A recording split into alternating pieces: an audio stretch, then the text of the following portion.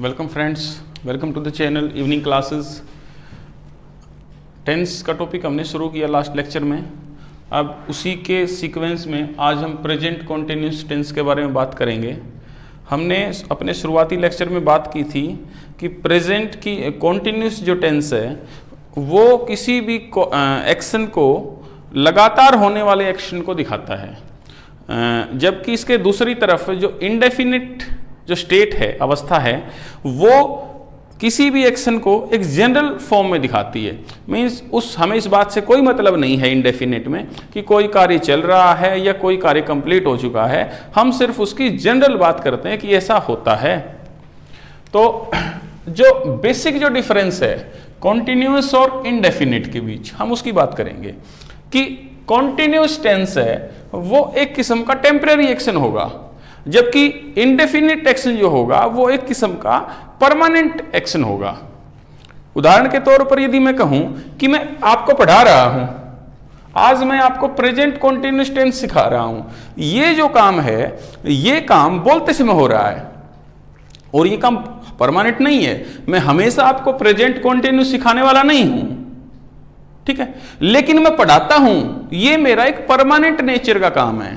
तो मैं पढ़ाता हूं, इस एक्शन को दिखाने के लिए मैं इंडेफिनिट टेंस का प्रयोग करूंगा, जबकि मैं आपको प्रेजेंट कॉन्टिन्यूस सिखा रहा हूं, ये एक टेम्परेरी एक्शन है, तो इसको मैं प्रेजेंट कॉन्टिन्यूस से दिखाऊंगा। मैं खाना खा रहा हूं, वो टेम्परेरी एक्शन है, वो थोड़ी देर में खत्म हो जाएगा। आप हमेशा लगातार तो नहीं खाते रहने वाले हो, ठीक है।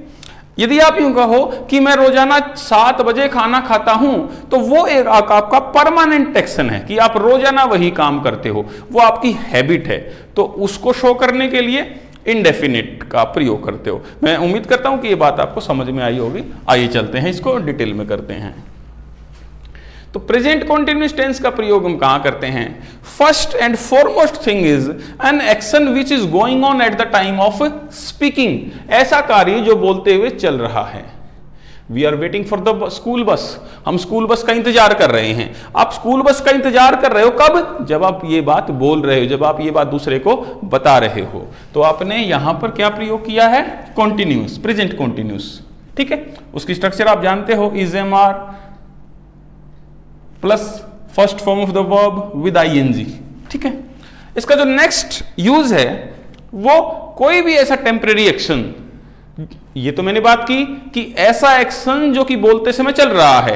अब मैं बात कर रहा हूं कि ऐसा एक्शन जो बोलते समय क्या पता नहीं चल रहा हो। For example, I am reading as you like it. मैं आजकल एज यू लाइक इट पढ़ रहा हूं। As you like it is a play by William Shakespeare.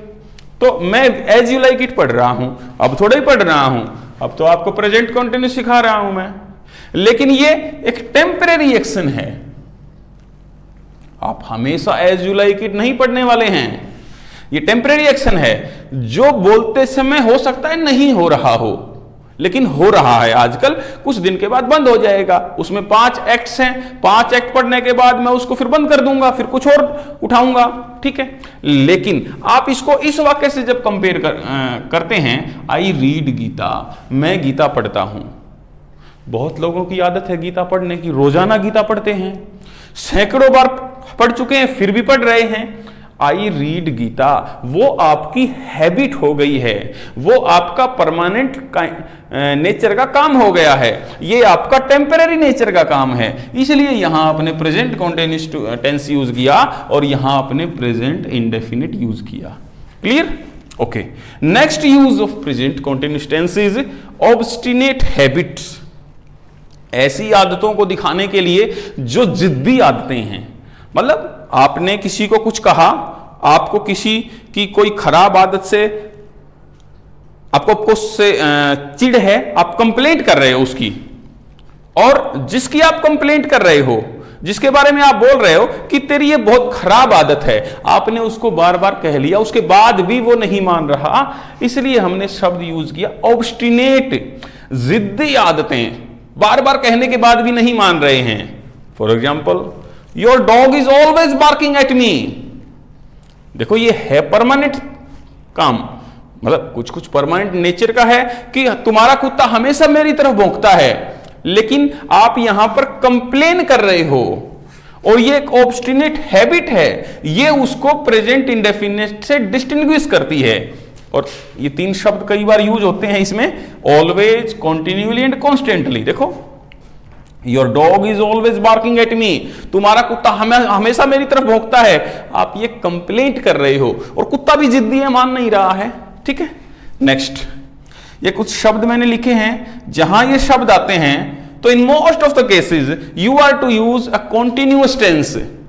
आप उसमें टाइम के हिसाब से फिर तय करोगे कि आपने प्रेजेंट कॉन्टिन्यूस यूज करना है, पास्ट कॉन्टिन्यूस यूज करना है या फ्यूचर कॉन्टिन्यूस यूज करना है। क्या क्या है वो words? Recently, currently, these days, at this moment, still, now, nowadays, at this time, at present. जहां भी ये शब्द आएंगे वहां आपको कॉन्टिन्यूस टेंस यूज करना है। राइट? लॉजिक है कि हम इन वर्ब्स को कॉन्टिन्यूस में यूज क्यों नहीं करते हैं। ठीक है, तो उसकी हम बात कर रहे हैं। आपको देखिए, कोई भी जो वर्ब है उसको हम दो कैटेगरीज में डिवाइड कर सकते हैं। कोई भी एक्शन है उसको हम दो कैटेगरीज में डिवाइड कर सकते हैं। एक एक्शन को मैं कह रहा हूं डेलिब्रेट एक्शन,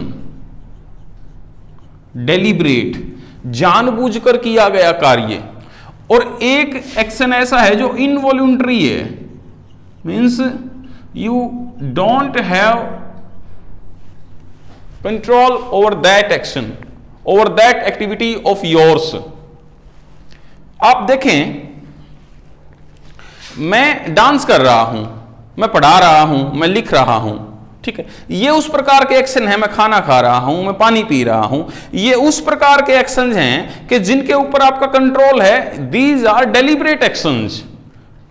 मैंने ये हाथ में पकड़ा हो, मैं इसको हिला रहा हूं, ठीक है, मैं इसको लिख रहा हूं, मैं साफ कर रहा हूं, ये सारे एक्शन डेलिब्रेट एक्शंस हैं। जबकि कुछ एक्शंस ऐसे हैं वो डेलिब्रेट नहीं हैं। जैसे I want a cup of T, वो जो कप ऑफ टी की जो डिजायर है वो आपके अंदर से आई है। You don't have a control over that, आपका उसके ऊपर कंट्रोल नहीं है।